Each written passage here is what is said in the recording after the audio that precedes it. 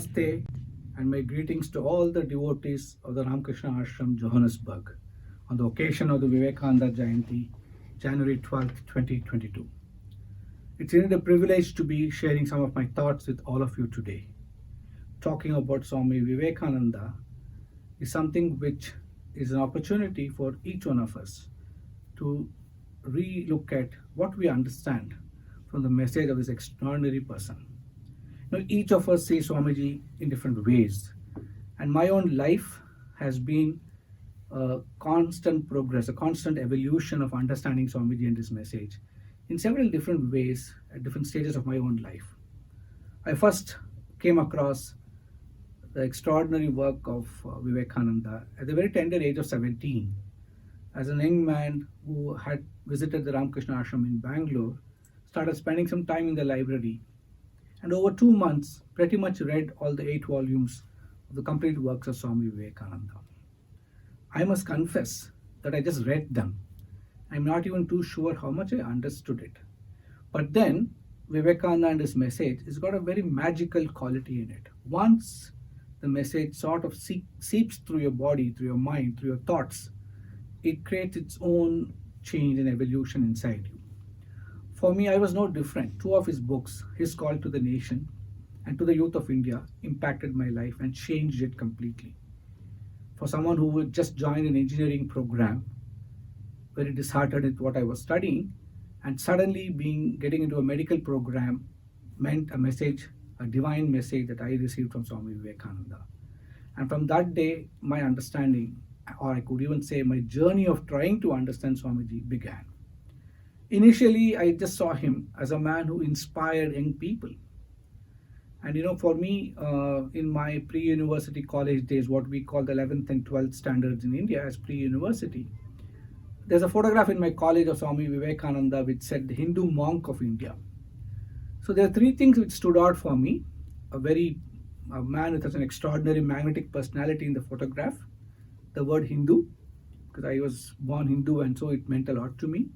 The word monk, because coming from a culture which celebrates monasticism and monkhood. And India, 3 words. They're just 3 words at that point in time, only semantic. But later on, the deeper impact sort of built around my understanding of these words. So my introduction to Swamiji itself was as a monk, as a man who had just embraced monasticism, which meant brahmacharya and sannyasa, and dedicated his life for this nation. Nothing more than that. But as I started reading him, and as I started discovering his message, my own appreciation of Swamiji, or I would even say my life's work, has been built around my evolving appreciation of Swamiji and his message. And that is what I would like to share with you today.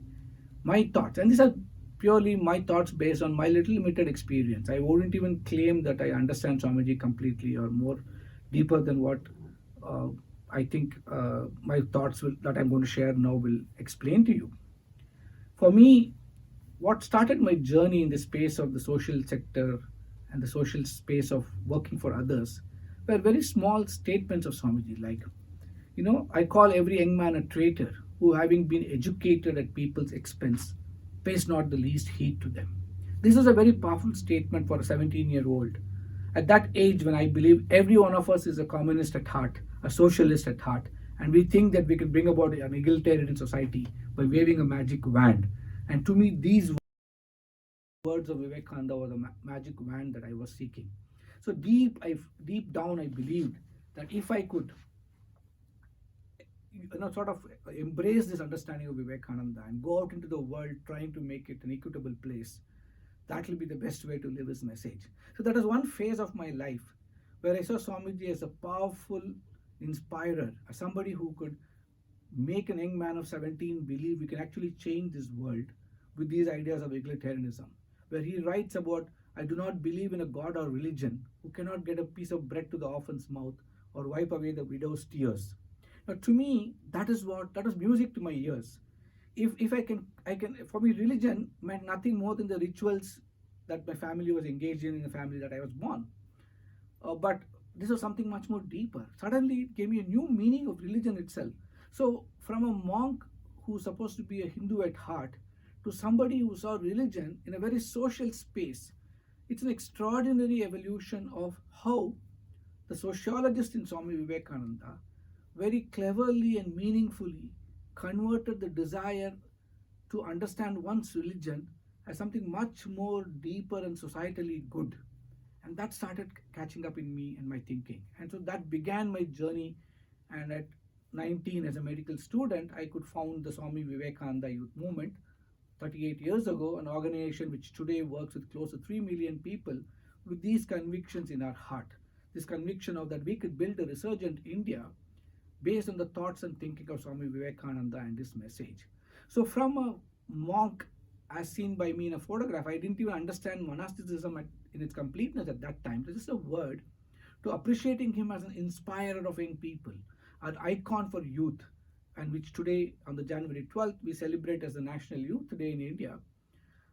It is a complete shift where I was no longer seeing Swamiji as somebody, a man in ochre robes, wearing the kavi vastra, and just going around begging in village to village. It was suddenly somebody who was able to inspire not just people like me, but millions of young people around the world with a larger calling and this extraordinary ability of this man to make this shift from a religious calling to a societal calling was, I thought, a very powerful way of expressing societally useful religious work.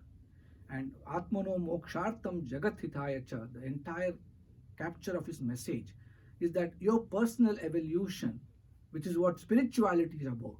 So moving away from a man who's just a monk and monasticism to actually being spiritual in your outlook, having that universal outlook, seeing the divinity in man and using that as an opportunity and service as a means for the end of personal evolution. So there is, for the first time, these thoughts of mine where I keep talking about young people today should find that balance between ensuring private gains along with public good. Today, we cannot talk of a society in today's world with the extraordinary distractions that the youth of today are facing to just talk to them about doing societal good. That doesn't appeal anymore. So we have to find this magic of telling young people there is a private gain in public good. And this is the message I got from Swami Vivekananda. The private gain is personal evolution. And that is something which I can say only when you start experiencing it, only when you start eating the pudding, can you really accept it. And this public good as a means to personal evolution in the space of the spirit is something which Swami Vivekananda made a science out of the very understanding of spirituality itself. So this convergence of science, spirituality, and service, so magnificently brought in together by Swami Vivekananda, I think brings out another dimension of Swamiji in my view, beyond the spiritual dimension, beyond the religious dimension, beyond the Vyavaharik societal dimension, a man who could converge these thoughts of power together for elevation of humanity in general. So this gigantic intellectualism of Swami Vivekananda can be seen in so many different ways. And for me, Vivekananda was this practical political scientist who could sort of seamlessly weave all this together and bring out this combination. In his writings, we can see this political ideology of his, where he talks about organizations, he talks about countries, he talks about democracies, and he even says in one place, maybe many of us as organizations and countries are not ready for democracies. Well, this idea might seem very counter to some of the thinking today, but he was so very clear. We need character, driven, character-based, value-driven people who believe in building institutions, the institution builders, people of the building countries, and they, as people, initially are. You cannot really build a great organization completely consensually from day one. So he says you need an evolutionary process where you are more dictatorial than democratic. And as things evolve, this enlightened leader understands that it's time now to transition from the spectrum of change has to start moving more towards democracy and less and away from the dictatorial tendencies. And that democracy, which is going to be based on solid foundations, will be the ones that will survive. So he talks about India's freedom, and at that point of time, when you look at him, you suddenly see the freedom fighter in him, you see the nationalist in him, and you see somebody who loves this country more than anything else. And when you read episodes of he spending the whole night crying, thinking about the misery of Indians here, the millions of people who are marginalized in India when he's living in the US, in the comforts of a US home. And you can see this enormous compassion that flows out of him. So suddenly you see him as a very hardcore humanist. So from a monk, for a moment, if you had only see the compassion-driven human being whose heart bleeds for the welfare of this country, the very powerful, compassionate nationalist in him comes out. And so to me, a person like me at that tender age of 17, 18, 19, these were the things that struck me deeper than the spiritual part or the monastic part of Swami Vivekananda. And as I journeyed through understanding him, as I journeyed through realizing deeper and deeper what his message could be, I could see different dimensions of Swami Vivekananda. And this, I would say, it's not that Swami Vivekananda changes his message or Swami Vivekananda's message changes. They are very eternal. They are there. They're so powerful. They are the eternal truths kind of messages. Advaitic Vedanta by itself does not alter, and that's what Vivekananda articulated it so beautifully. What changed for me was my understanding. My antennas are getting refined better and better, and my way of appreciating Swami Vivekananda changed. Now, Vivekananda is something like an onion. The onion is the onion, but you peel layer after layer after layer, you discover different aspects of Swami Vivekananda, different perspectives that his message brings to you. You peel the first layer of monasticism, maybe you see the spiritual scientist in him. You peel the second layer, you see the technologist in Vivekananda, where he could actually inspire people like Jamshedji Tata to start the Indian Institute of Science. Swami Vivekananda talks about India steeped in superstition, and what India required at that time was a temperament of science. He said he called for scientific temperament. And if you look at our own work today, the Swami Vivekananda Youth Movement's work, the science parks that we build, the mobile science labs that we run, is in this understanding of Vivekananda, where we believe that we need to take the message of Vivekananda not as mere words, but as actions representing the scientific temperament into the Indian villages. He gives a call to his brother monks and says, carry a magic lantern, go from village to village and educate our Indians. And that is where our drive for our not only our educational programs, but specifically scientific educational programs comes from. So you suddenly see him as a science STEM-based person. So Swami Vivekananda, whether he talks on archaeology or anthropology, his deep understanding, or neurobiology at that stage of where scientific progress in neurobiology itself was limited, Swamiji's knowledge was so deep. So you suddenly see him completely from a different dimension, the way you understand his message. So from a hardcore natural scientist to a economist, you can see different flashes of Swami Vivekananda, and that is how I understood him as I started getting into this world of social sector work, and everything that I did, I had to. For me, the inspiration came from Swami Vivekananda, and anything that I did, I had to find that deep connect, and maybe my mind was looking for this connect in different ways. So when I started working in human development, the appreciation that human development is not about building hospitals, schools, etc., which are already done, but had to go deeper and look at the man in question, and man making being the central message of Swami Vivekananda. I interpreted human development as a constant expansion of capabilities. So Vivekananda saw capability expansion as a life's journey of everybody. He called upon every one of us to engage in lifelong learning, which he himself was doing. So constant expansion. He said, his way of looking at it was strength is life, expansion is life, he said. We got to keep expanding our thinking. And that is exactly how my understanding of human development came about. And today, development economists see that as the way forward. So building human and social capital, building that human capital in the dimensions of the physical, because Vivekananda always said muscles of iron and nerves of steel. So my sudden understanding of Vivekananda was, if you really want society to progress, it has to be an aggregation of individual progress. And individual progress should be built by personally investing on building human capital, and then expanding it to include a larger number of societal communities, and that's social capital. And together it's what will bring about change. And that effect will produce enormous economic consequences. Today at the Vivekananda Youth Movement, we believe that our work is built on this foundational philosophy of Swami Vivekananda, of building this human and social capital, investing on the physical, the cognitive, the emotional, which Swamiji was very, very conscious about, and the spiritual domains. That is what is growing human capital. And expanding this to build a sort of a network of like-minded people, a cohort of people who believe in this message, to build up a resurgent India. That's exactly what the Vivekananda Youth Movement is doing today. And it is from understanding Swamiji as a development expert.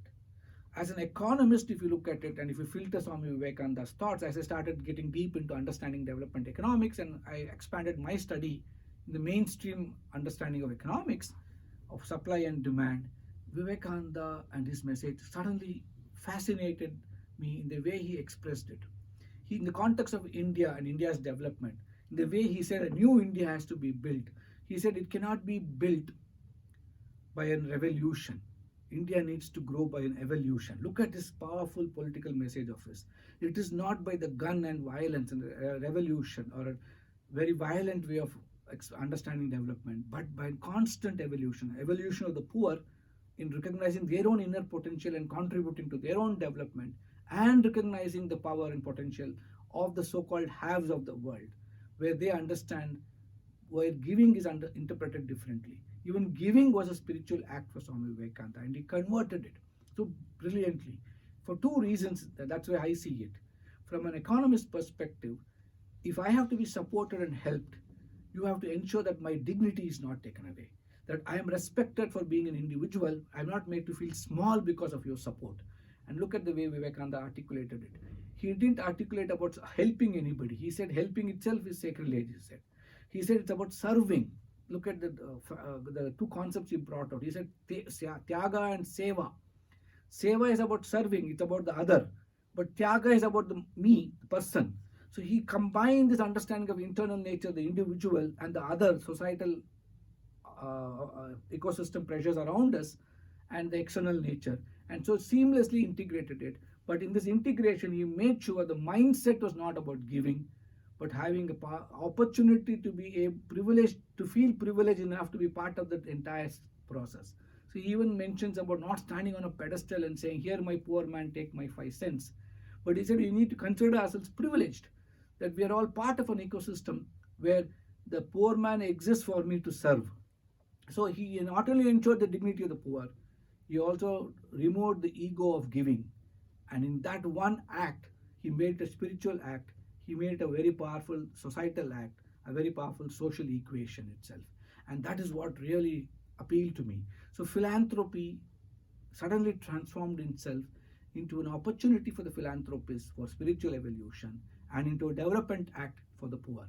And in his world of economics, the way Vivekananda explains, he said, India's development should come not by pulling down the rich, but by pushing up the poor.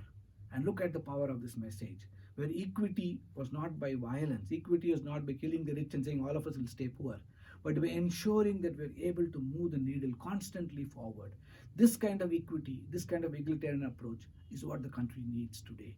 And this is a very powerful development message that I could understand from Swami Vivekananda.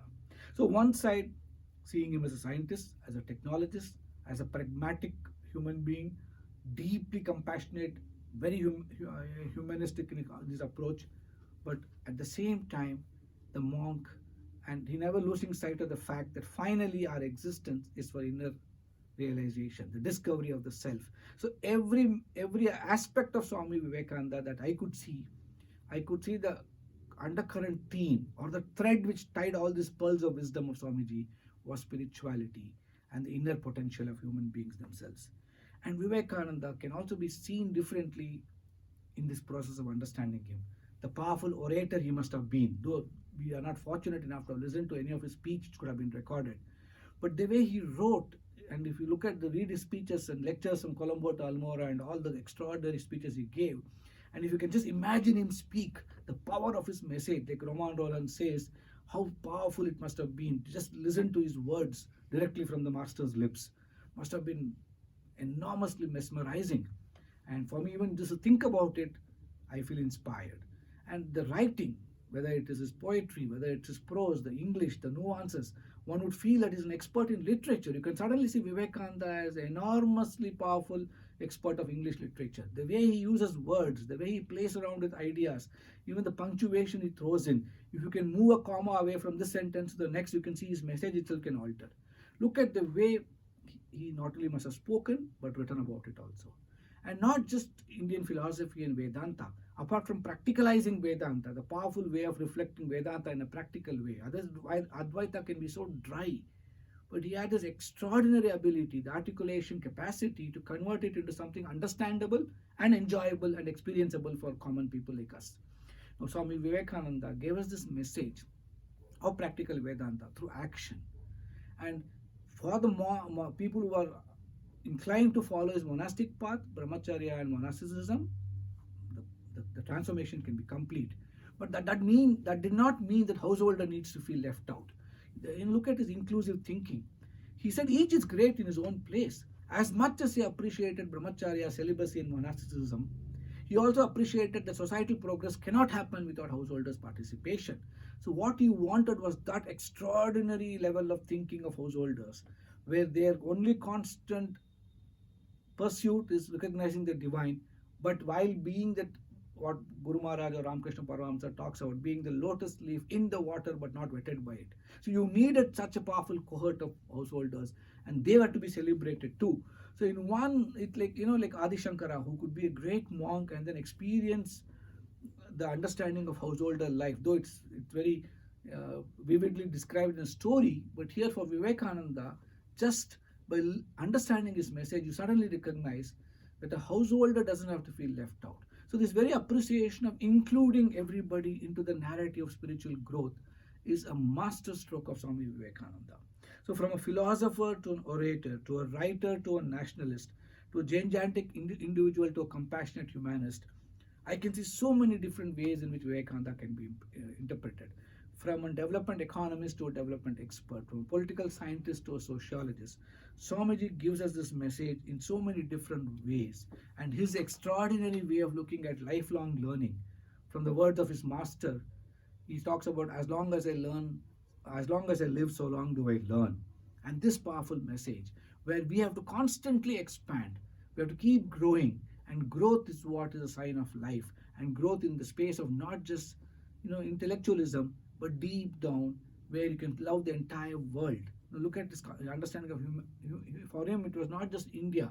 Well, he was a strong patriot, a strong nationalist, but deep down, he loved the whole world as his.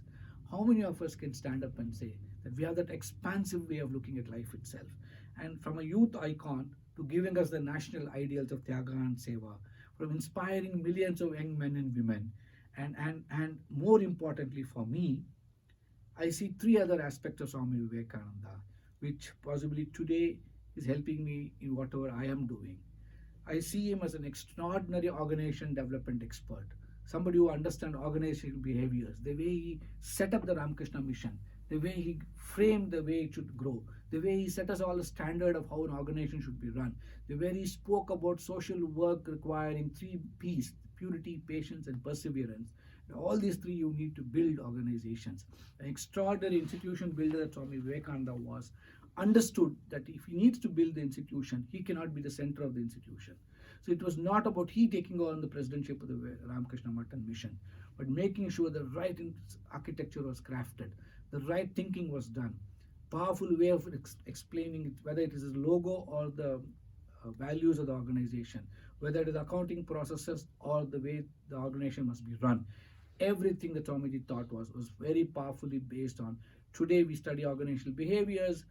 Part of my specialization and my life's work and research is around leadership, organizational behavior, and organizational development. And I must say, every little bit of my thinking, unashamedly and proudly, I can say, it flows on the thought of Swami Vivekananda to me. Look at the work of leadership that Swamiji said. Today we talk of leadership not being about a leader, but as a person who can exercise leadership. And that's exactly how Vivekananda did. If leadership definition can be today described as an activity of mobilizing a group, and the resources for doing something societally constructive amid enormous uncertainty, this message is what I could completely internalize from the message of Swami Vivekananda himself and his life. He could mobilize not just himself, but an extraordinary group of young monks whose only life's desire was spiritual salvation, powerfully combining that into societal expression, Atmano Mokshartam Jagatitaya, giving that as a slogan, setting that vision. Not only should we personally, spiritually evolve, but also be good to society in that process of our evolution. Craft the vision, inspire people to share that vision with him, put a system and organization in place to live that mission, to deliver on that vision for society itself. And today, possibly one of the greatest organizations that I know of doing extraordinary work around the world is the Ramakrishna Math Mission. And it is able to do so, in my view, because of this futuristic thinking that Swami Vivekananda did hundreds of years ago, more than 100 years ago. But to me, the leadership that Swamiji did was something deeper. He made sure the focus was on the work at the center, not on the individual, not on himself or on anybody who can pretend to be a leader. For that would have been counterfeit leadership for Swami Vivekananda. Real leadership for Swami Vivekananda was staying focused on the work at the center. The work at the center being societal progress along with individual self-evolution. Both the Atmano Mokshartham and the Jagathita. And staying focused on that, but not getting sucked into making it about me or myself or my ego. And that is the power of his message and the way his leadership was. And to me, the greatest expression of that power is the way he talks about arise, awake, and stop not till the goal is reached. A clarion call he gave for all of us to feel empowered, to feel part of, give ourselves a passionate meaning to our lives. Whatever we believe in, sticking to that purpose, arising, awaking, and not stopping till we are able to meet this purpose. So this practical Vedantin, who saw religion as a means of service, who saw service as a means of attaining spiritual evolution, was not only a great organizational builder, an individual builder, but also great in practical management, in the way he set up organizations, in the way he could resolve conflicts, in the way he could manage and grow the institution, take very difficult calls, whether it is spending entire money that he could have used to build an organization in brick and mortar terms, but putting it on people in the plague relief work. It is not easy. It takes a lot of courage to live those things. Swami Vivekananda showed it to all of us. So to me, the message is Swamiji is more than a monk. He's much more beyond a monk. He's not a person, he's not a personality, he's a powerful message, an idea which was lived through all of us, showed us in action how powerful society can be. At times when we are all despairing, in a COVID era where we think life can be just so transient, Swamiji's message in his letter to the Maharaja of Mysore, when he writes, the vanities of life are transient. I think COVID has showed us that, even if we have not understood it in any other way. And then he continues to write, the vanities of life are transient, but he alone lives who lives for others. The rest are more dead than alive.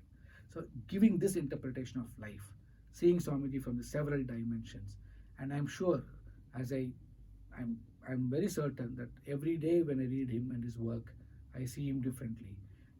Several years ago, I wrote a book called Vivekananda as I See Him, and I was reading it recently, and I felt, oh my God, did I see him this way? No, I'm seeing him so many different ways. Like I told you earlier, as we sort of scratch the surface of Swamiji and his message, and we go deeper, our appreciation of him changes. So as we evolve and we get closer to the light, the intensity of the light is what alters. The light is still the same, but we interpret him is different. Before I conclude, I remember the words of Eleanor Stark, the great American historian who wrote a wonderful book on Vivekananda. She titles the book, A Gift Unopened, and talks about how the US as a country, Swamiji visited the United States twice, and God presented this gift to the American public, and he's a gift still unopened.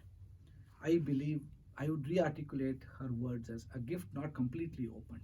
Because for people like me, when we open one cover of Swamiji, it's like these children who get gifts.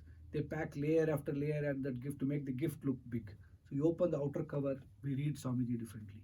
You open the next layer, you understand Swamiji a little more differently. So peeling Swami Vivekananda layer after layer after layer, I know the gift is still unopened, and I can't wait to discover.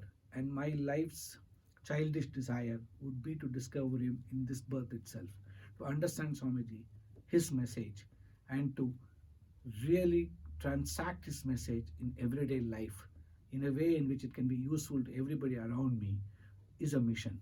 And each of us, if we can just live this mission, the world has to truly be a better place. So once again, I wish you all today and Swamiji's birth celebrations, anniversary celebrations, and I'm sure his message will not only be inspiration for all of us, but for every human being in this world, as each of us strive to make the world that much little better and just move the needle a little ahead. And in that process of doing that, enable our own inner evolution and self-discovery. So namaste all of you, and thank you so much for this opportunity.